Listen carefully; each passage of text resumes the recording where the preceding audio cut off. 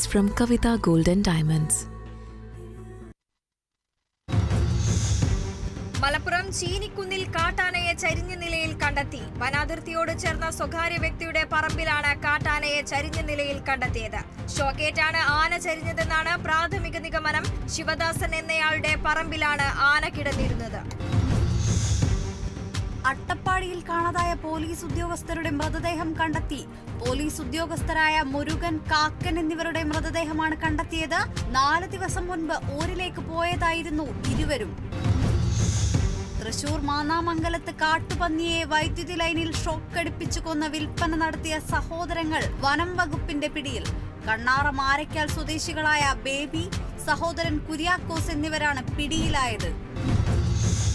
പ്രശസ്ത ഗാനരചയിതാവ് കണ്ണൻ കെ പൊയിലൂർ രചിച്ച പ്രണയ സഖാവ് മ്യൂസിക്കൽ ആൽബത്തിന്റെ സ്വിച്ച് ഓൺ കർമ്മം നടന്നു. Khadi board vice chairman P Jayarajan switch on കർമ്മം നിർവഹിച്ചു.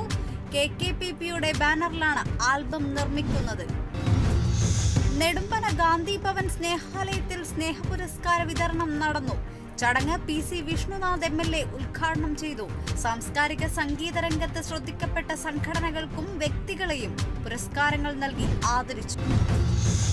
ലോക്സഭാ തെരഞ്ഞെടുപ്പിൽ തോമസ് ചാഴിക്കാടന്റെ തോൽവി ആഘോഷിച്ച സ്വന്തം കൗൺസിലർക്കെതിരെ മാണി ഗ്രൂപ്പ് നടപടിക്ക്. കൗൺസിലർ ജിൽസ് പെരിയപുറത്തിനെ അയോഗ്യനാക്കണമെന്നാവശ്യപ്പെട്ടാണ് മാണി ഗ്രൂപ്പ് തെരഞ്ഞെടുപ്പ് കമ്മീഷന് പരാതി നൽകിയത്. മാണി ഗ്രൂപ്പ് ജില്ലാ പ്രസിഡന്റിന്റെ പരാതിയിൽ കമ്മീഷൻ ജിൽസിന് നോട്ടീസ് അയച്ചു. തൃശൂർ എരുമപ്പെട്ടിയിൽ യുവതിയെ തോട്ടിൽ വീണ് മരിച്ച നിലയിൽ കണ്ടെത്തി.